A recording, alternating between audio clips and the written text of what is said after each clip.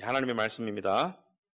이러므로 내가 하늘과 땅에 있는 각 족속에게 이름을 주신 아버지 앞에 무릎을 꿇고 비노니 그의 영광의 풍성함을 따라 그의 성령으로 말미암아 너희 속사람을 능력으로 강건하게 하시오며 믿음으로 말미암아 그리스도께서 너희 마음에 계시게 하시옵고 너희가 사랑 가운데서 뿌리가 박히고 터가 굳어져서 능히 모든 성도와 함께 지식에 넘치는 그리스도의 사랑을 알고 그 너비와 길이와 높이와 깊이가 어떠함을 깨달아 하나님의 모든 충만하신 것으로 너희에게 충만하게 하시기를 구하노라. 아멘. 자리에 앉으시기 바랍니다. 기도하겠습니다. 하나님 아버지, 오늘도 저희들에게 예배를 허락하시고 또 저희들이 하나님을 찬송하고 또 기도하며 또 성가를 또 듣고 이 시간 또 하나님의 말씀을 우리가 들었습니다. 아버지 하나님, 이 세상 참 요동치고 또 여러 가지로 혼란스러운 세상 속에서 우리가 이 말씀을 어떻게 우리의 삶에 적용하고 또 깨우칠 수 있을지 하나님께서 우리 성도 한 분 한 분들을 붙들어 주시옵시고 이들의 삶에 영의 양식이 되도록 역사하여 주시옵소서. 예수님 이름으로 기도합나이다. 아멘.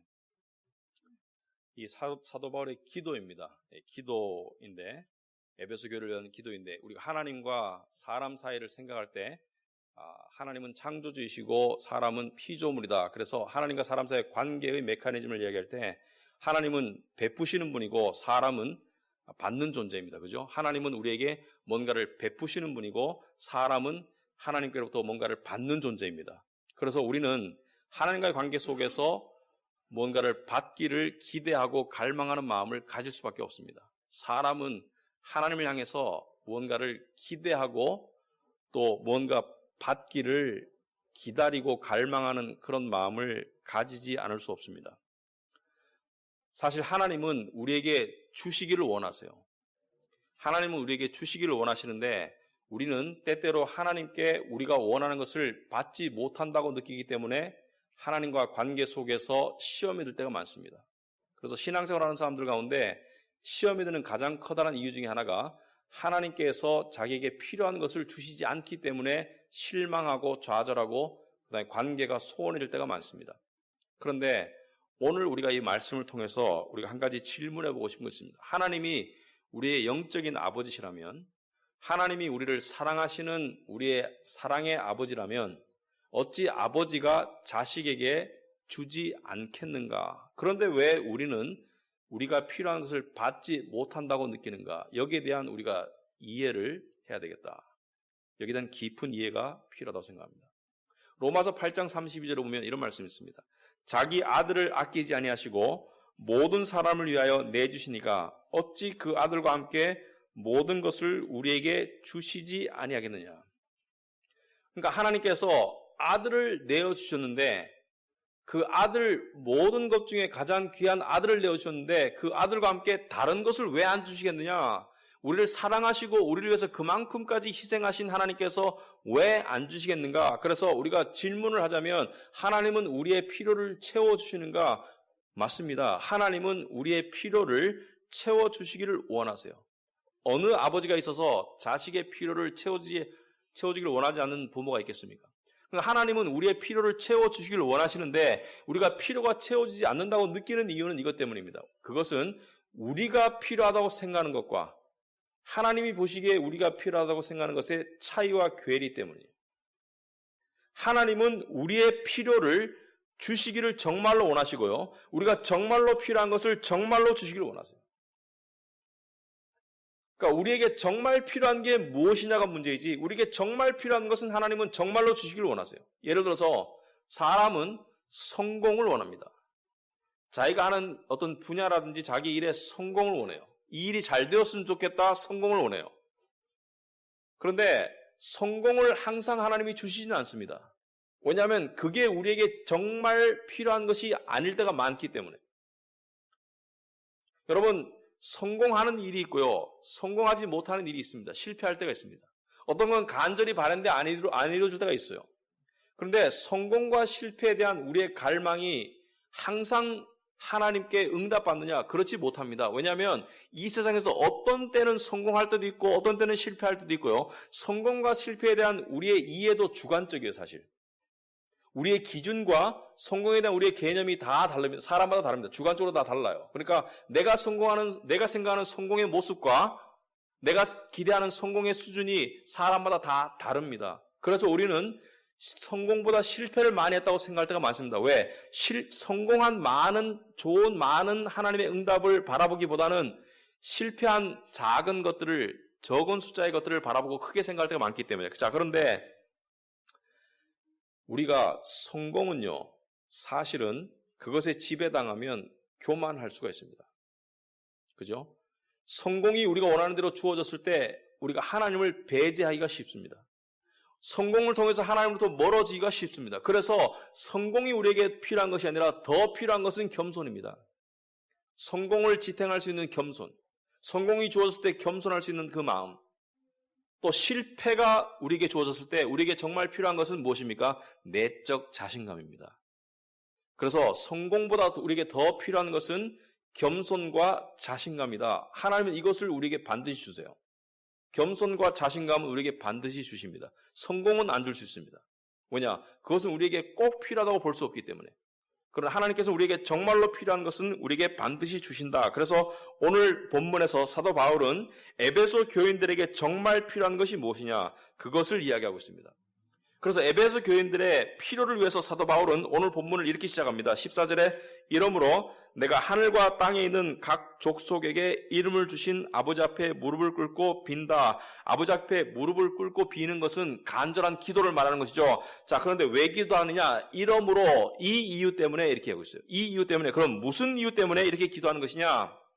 그 이유는 앞에 나와 있는 절에 나와 있습니다. 앞에 에베소 3장 12절 13절 여러분 주보에 보시면 써놨는데요. 에베소 3장 12절 13절에서 사도 바울은 우리가 그 안에서 그를 믿음으로 말미암아 담대함과 확신을 가지고 하나님께 나아감을 얻느니라. 그러므로 너에게 고하노니 너희를 위한 나의 여러 환난에 대하여 낙심하지 말라. 이는 너희의 영광이니라. 자, 사도 바울은 자기의 환난을 이야기하고 있어요. 자기의 힘듦을, 지금 감옥에 갇혀서 힘든 가운데 있는 자기의 상황을 이야기하고 있으며 또 동시에 암시적으로 초대교회 교인들은 다 환난을 겪었습니다. 자기의 환난을 이야기하지만 에베소 교인들도 환난을 겪기는 마찬가지예요. 왜? 초대교회 교인들은 사회 경제적 부당한 대우를 많이 당했고요. 그 다음에 정치적으로도 억압을 많이 당했고, 그 다음에 미래가 불확실했습니다. 오늘날 우리 사회가 겪고 있는 것과 비슷해요. 우리나라 국민들도 굉장히 지금 힘들어하고 있습니다. 여러분 뉴스 보면 힘들어하는 뉴스가 많아요. 이 경제 붕괴가 언제 올지 모르는 그런 공포스러운 이야기를 매일 쏟아내고 있고요. 지금 정치적으로 보면 언제 질서가 잡힐지 지금 굉장히 불안합니다. 그리고 이 가운데서 북한이 또 쳐들어올지 모른다고 이 트럼프 대통령 당선자가 북한에게 경고의 메시지를 보내야 된다고 이야기하고 있어요. 그러니까 지금 우리의 상황이 언제 가라앉을지 모르는 배 안에 타고 있는 그런 심정인 사람이 많습니다. 그만큼 불안한 거예요, 세상이. 자, 그런데 이 초대교회 이 불안한 에베소 교인들을 향해서 사도 바울은 뭘 이야기하고 있냐면은 마음을 잃지 말아라. 낙심하지 말아라. 그리고 담대함을 가져라. 그리고 믿음을 가지고 확신을 가지라고 이야기하고 있습니다. 그러니까 이들에게 정말 필요한 것은, 이들이 환난 가운데 있는데 정말 필요한 것은 환난을 제거하는 것이 아니라, 위협을 제거하는 것이 아니라, 불확실성을 없애는 것이 아니라 그 속에서 믿음과 담대함과 확신을 가져라. 그리고 마음을 잃지 말아라. 그래서 이들에게 정말 필요한 것을 사도 바울은 기도하고 있어요. 여러분, 세상에서 환난이 없을 수 있습니까? 세상에서 불확실성이 없을 수 있습니까? 세상에서 내 뜻대로 안 되는 일이 없을 수 있습니까? 없을 수 없습니다. 내 뜻대로 되는 일보다 안 되는 일이 훨씬 더 많은 게 이 세상이에요. 그런데 이 세상에서 하나님께서는 그러한 환난과 고난과 불확실성을 제거하는 것이 아니라 오히려 그것보다 더 우리에게 필요한 것이 무엇이냐? 그것은 담대한 믿음과 확신과 그리고 마음을 잃지 않는 그러한 자신감, 복음의 자신감을 우리에게 주시기를 원하시는 거예요. 그러니까 우리에게 정말 필요한 것은 이러한 것들이라는 것이죠. 그러니까 하나님께서는 나쁜 것을 통해서 좋은 것을 이루시는 분이에요. 하나님께서는 아무것도 없는 무에서 유를 창조하셨듯이 이러한 나쁜 상황 속에서 우리에게 더 좋은, 우리에게 더 필요한 것들을 반드시 이루어 가시는 분이다. 그래서 이러한 모든 것, 담대함 또는 믿음, 확신, 자신감, 이런 모든 것을 한마디로 축약하자면, 한마디로 요약하자면 내적 강인함입니다. 내적 강함, 영적인 강함입니다. 하나님은 우리에게 내적인 강함을 주시길 원하세요. 하나님은 우리의 외적 어려움을 제거하지 않습니다. 많은 경우. 우리의 외적 어려움은 우리가 통제할 수 없어요. 그런데 우리에게 정말 필요한 것은 내적인 강함이에요. 특별히 이러한 시대 속에서.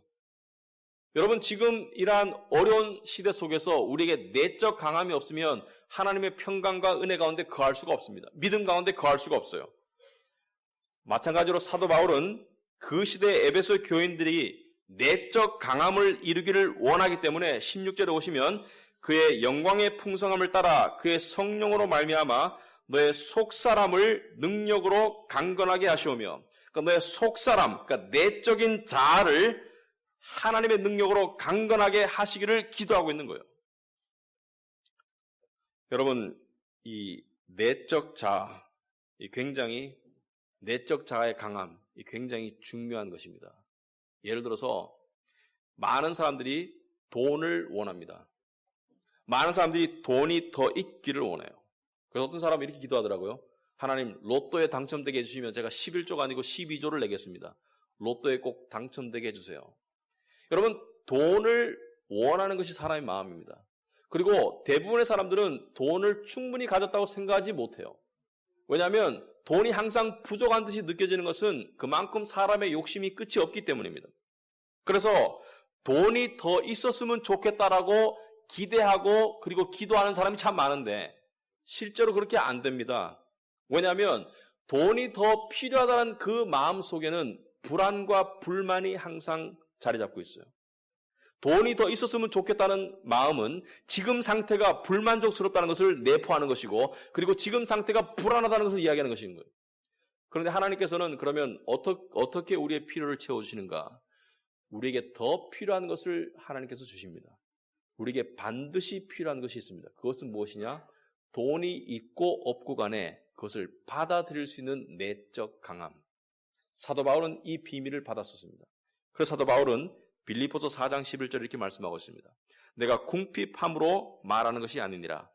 어떠한 형편이든지 내가 자족하기를 배웠노니 나는 비천에 처할 줄도 알고 풍부에 처할 줄도 알아. 모든 일, 곧 배부름과 배고픔과 풍부와 궁핍에도 처할 줄 아는 일체의 비결을 배웠다라고 이야기하고 있습니다. 내게 능력 주시는 자 안에서 내가 모든 것을 할 수 있다고 이야기하고 있습니다. 그러니까 사도 바울은 그러니까 하나님께서 사도 바울이 가난하기를 원한다는 게 아니에요.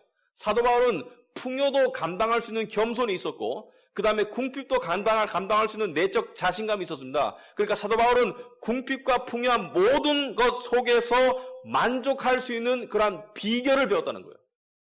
이게 왜 중요합니까? 이 내적 강함, 그러니까 내적인 만족의 비결을 배웠기 때문에 사도 바울은 풍요 속에서도 그것을 누릴 줄 알았고, 그리고 궁핍함 속에서도 그것을 불안해하거나 두려워하지 않았습니다. 그냥 단지 돈이 더 있기만을 원하는 갈망만 가지고 있다면, 그런 필요만 가지고 있다면, 그러한 사람은 돈이 있을 때는 믿음이 좋아 보여요. 왜? 돈을 통한 자신감이 믿음으로 혼돈될 수 있으니까. 자기가 원하는 어떤 일들, 자기가 원하는 어떤 추구하는 것이 잘 될 때는 믿음이 좋은 것처럼 보입니다. 왜? 그것을 통한 자신감이 믿음인 것처럼 나타날 때가 있으니까. 그런데 언제 우리의 믿음이 바닥나나요?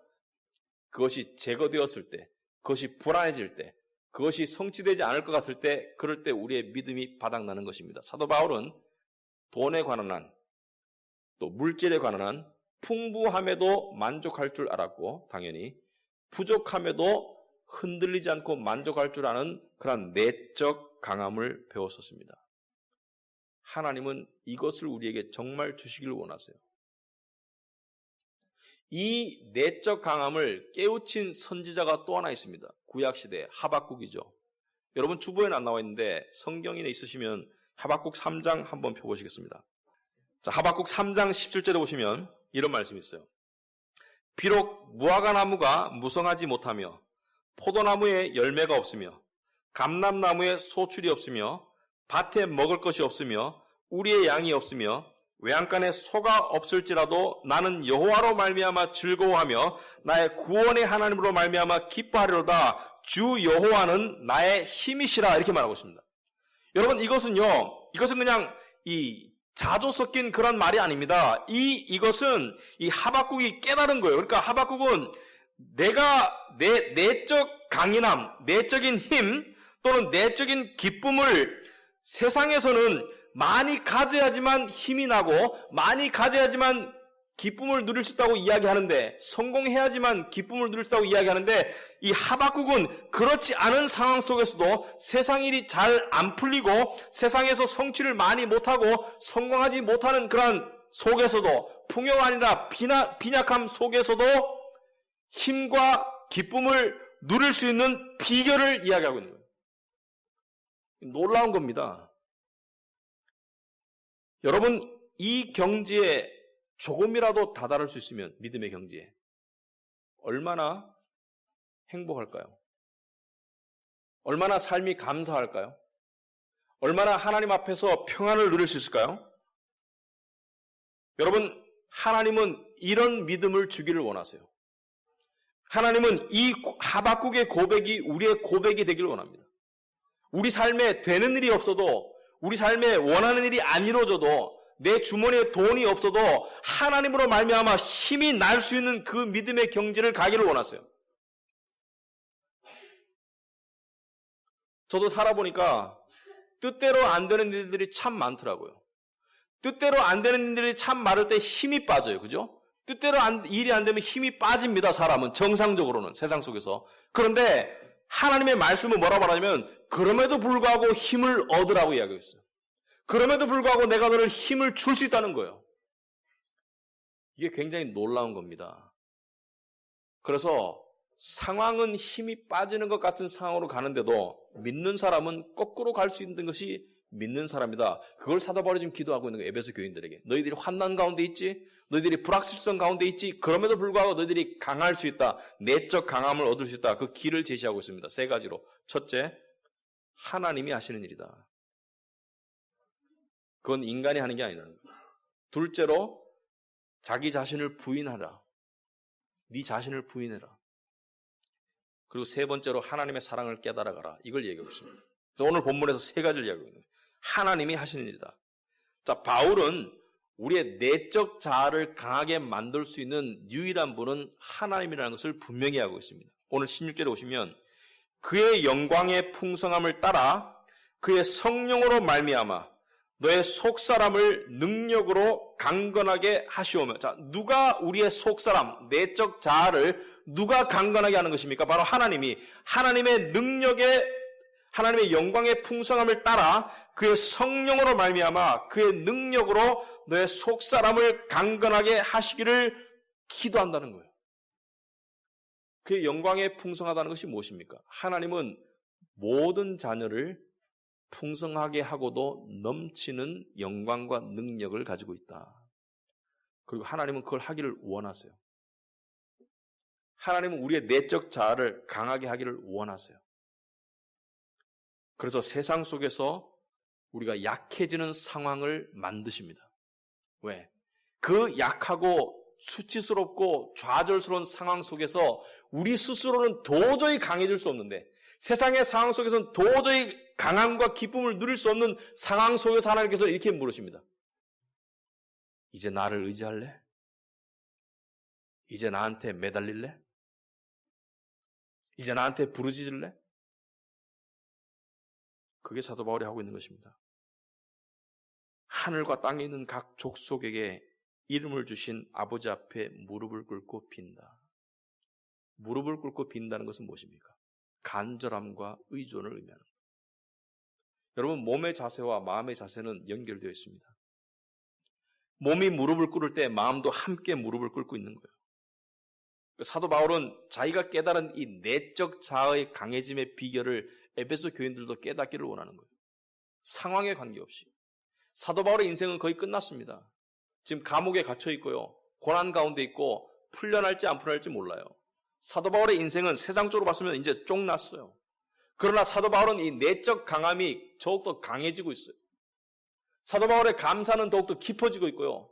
사도 바울의 만족은 더욱더 깊어지고 있고요. 사도 바울의 소망과 미래를 향한 확실성은 점점 더 강해지고 있습니다. 이게 어떻게 가능합니까? 바로 하나님께서 공급하시는 능력과 성령의 역사 때문에 가능한 거예요. 이걸 사도 바울은 에베소 교인들이 깨닫기를 원하시고 사도 바울은 우리가 이것을 깨닫기를 원합니다. 여러분, 우리는 얼마나 강해지려고 스스로의 노력과 성취를 통해서 강해지려고 몸부림칩니까?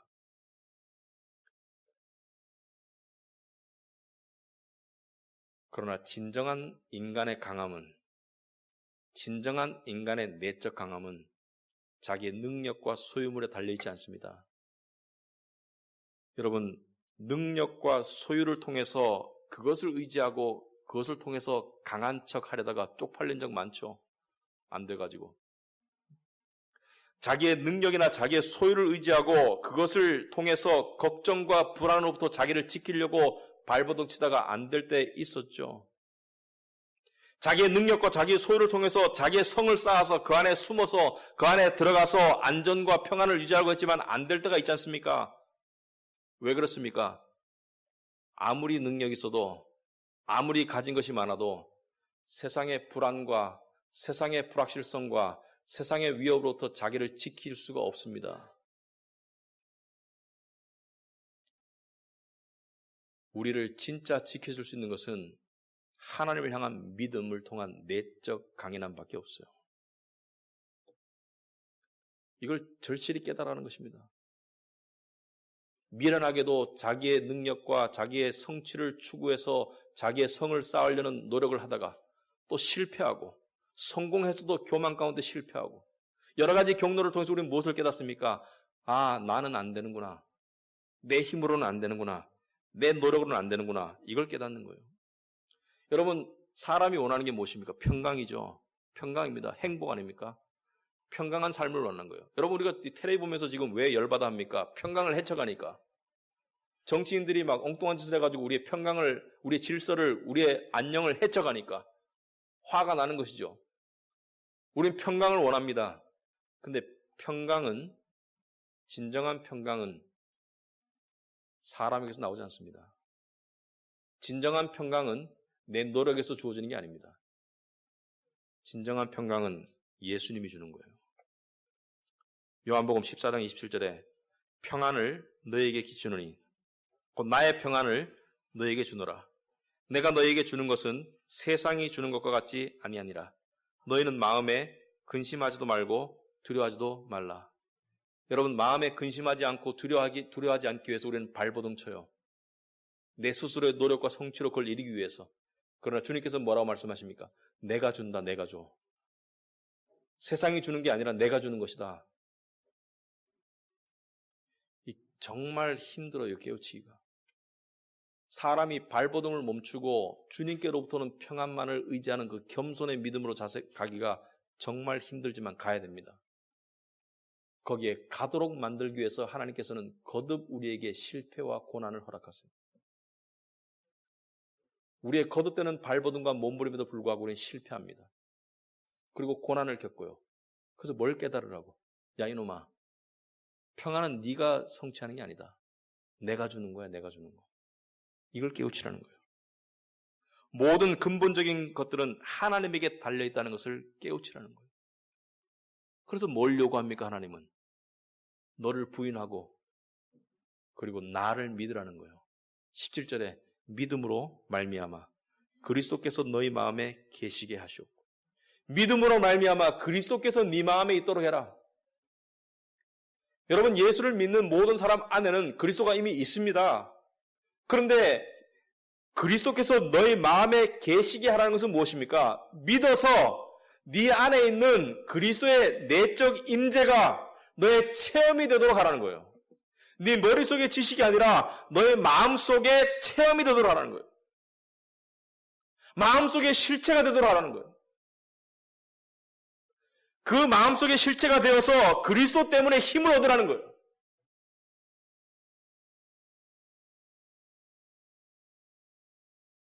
저도 완전과는 거리가 먼 사람이지만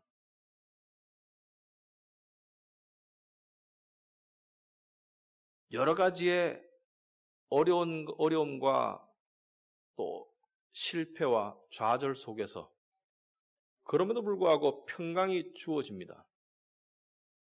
왜 그렇습니까? 그리스도가 우리 안에 있기 때문입니다. 여러분, 오뚜기가 일어나는지를 어떻게 알 수 있어요? 오뚜기를 넘어뜨려 봐야 돼요. 오뚜기가 넘어졌을 때 일어나면 오뚜기는 일어날 수 있구나 이렇게 우리가 알게 되는 것이죠. 마찬가지로 하나님은 우리에게 예상치 않은 좌절과 환난과 고난을 통해서 우리를 치십니다.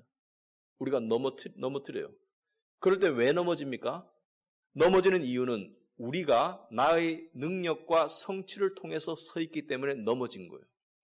그런데 일어나서 평강을 회복할 때가 있습니다. 왜 그렇습니까? 바로 그리스도께서 내 안에 계시기 때문입니다. 아멘. 여러분이 진정한 평강을 회복했다면 그것은 그리스도가 여러분 안에 계시다는 증거입니다. 그래서 우리가 넘어지는 거예요. 넘어지고 다시 일어나는 것을 통해서 자기를 부인하고 그리스도를 믿는 믿음으로 나아가는 것입니다. 그래서 믿는 자들에게는 환난도 고난도 불확실성도 다 은혜의 통로가 됩니다. 여러분, 다 자신을 깨우치고 그리스도를 믿는 믿음으로 나아가는 것입니다. 마지막으로 세 번째, 사랑을 깨달아가야 됩니다. 오늘 17절 중간에 보시면 너희가 사랑 가운데서 뿌리가 박히고 터가 굳어져서 능히 모든 성도와 함께 지식에 넘치는 그리스도의 사랑을 알고 그 너비와 길이와 높이와 깊이가 어떠함을 깨달아 하나님의 모든 충만하신 것으로 너희에게 충만하게 하시기를 구하노라. 이게 사도 바울의 기도입니다. 그런데 여기 보면 너희가 사랑 가운데 뿌리가 박히고 터가 굳어져라.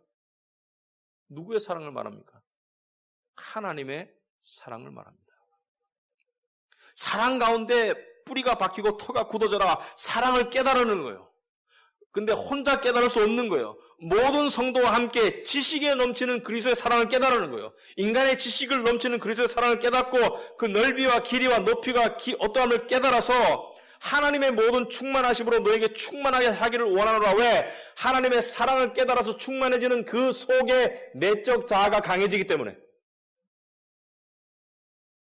진정한 강함은 믿음과 사랑을 통해서 주어집니다.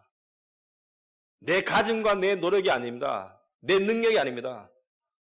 저도 옛날에 좀 가져봤었어요. 그럴 때 믿음이 좋은 줄 알았어요.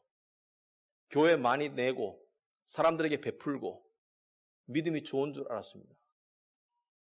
근데 그 상황이 변하니까 내 마음의 실체가 드러나더라고요. 아닙니다. 아니에요. 그게 쉽게 이루어지는 게 아닙니다. 지금 생각해보면 상당히 후회스럽고 창피합니다. 그것을 믿음으로 착각했던 나의 모습이. 여러분, 진짜 믿음의 실체는 빼앗겨 봐야 돼요. 쓰러져 봐야 됩니다. 근데 하나님께서 우리가 미워서 그럴까요? 아니요. 정말 필요한 것이 무엇인지 깨닫기를 원하시는 거예요, 여러분. 너에게 정말 필요한 게 뭔지를 깨달아라. 정말 네가 아무것도 아니고 비참한 존재라는 것을 깨달아라. 네가 정말 필요한 것은 나다, 나. 네가 정말 필요한 것은 나의 사랑이다. 여러분, 하나님의 사랑을 우리가 이 지금 17, 18, 19절 읽었지만 이게 한마디로 얘기할 수 있습니까? 이게 못합니다. 그러나 오늘 설교를 위해서 한마디로 하자면 제가 이렇게 말씀드리고 있습니다. 하나님의 사랑은 용서하시고 보살피시는 거예요. 용서하고 난 다음에 보살피시는 거예요. 여러분, 용서가 쉽습니까? 여러분에게 잘못한 사람, 여러분에게 해를 끼친 사람, 여러분을 미워하는 사람 용서하기가 쉽습니까? 어렵죠. 억지로 노력해서 용서했다고 칩시다. 그리고 보살피래요. 응? 원수를 보살피래요. 거의 불가능합니다. 하나님은 어떻게 하시느냐? 우리를 용서하시고 우리를 보살피시는 분입니다. 왜? 우리 아버지니까. 아시는 분은 아시겠지만 제가 지난주하고 이번 주에 미국에 있었습니다. 제가 제일 싫어하는 게 비행기 타는 거예요. 장시간. 비행기 타면 허리가 아파 죽겠어요. 돈도 들고. 그래서 제가 왜 갔습니까? 바로 제 딸이 고난 가운데 있으니까 제가 그것을 해결해주고 위로해주려고 가는 거예요.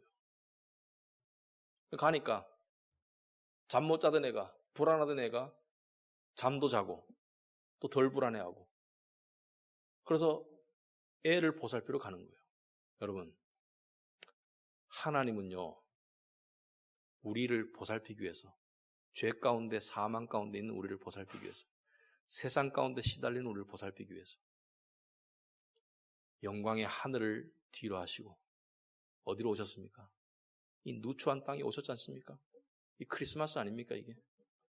왜 오셨습니까? 저는 그냥 돈만 썼어요. 시간만 쓰고. 그러나 하나님은 오시기 위해서 모든 걸 바쳤습니다. 당신의 아들을 바쳐야 됐어요. 왜 그랬습니까? 죄를 용서하시고 또 더 나아가서 여러분을 보살피기 위해서. 여러분, 사탄은 뭐라 합니까? 하나님 여러분에게 관심 없어. 여러분 그렇게 느낄 때 많죠? 하나님 나한테 관심 없는 것 같아. 천만에요. 자기 아들을 아끼지 아니하고 내 것이니까 어찌 그 아들과 함께 모든 것을 베풀지 않겠습니까? 여러분, 예수 믿는 게 왜 힘듭니까? 예수 믿는 게 왜 힘들어요? 왜냐하면 우리가 믿는 모든 믿음의 실체가 보이지 않는 것이기 때문입니다. 제가 지금 말씀드리고 있는 내적 자아, 눈에 보이는 게 아닙니다. 하나님 눈에 안 보여요. 하나님의 능력, 하나님의 영광, 하나님의 성령 다 눈에 안 보입니다. 그러나 눈에 안 보이는 것이 진정한 힘이에요. 눈에 안 보이는 것이 눈에 보이는 것을 이길 수 있는 진정한 힘의 원천입니다, 여러분. 그런데 우리는 세상과 마찬가지로 너무나 눈에 보이는 것에만 꽂혀 살 때가 많아요.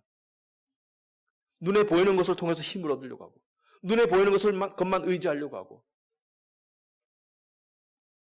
우리가 눈에 보이지 않는 실체를 깨우치고 그것을 의지하고 그것으로부터 힘을 얻는 것을 배우기 전까지는 우리는 아직 멀었습니다. 사도 바울은 그것을 기도하는 거예요. 여러분, 눈에 보이는 것은요, 의지의 대상이 아닙니다. 눈에 안 보이는 것을 의지하는 것을 믿음이라고 그래요.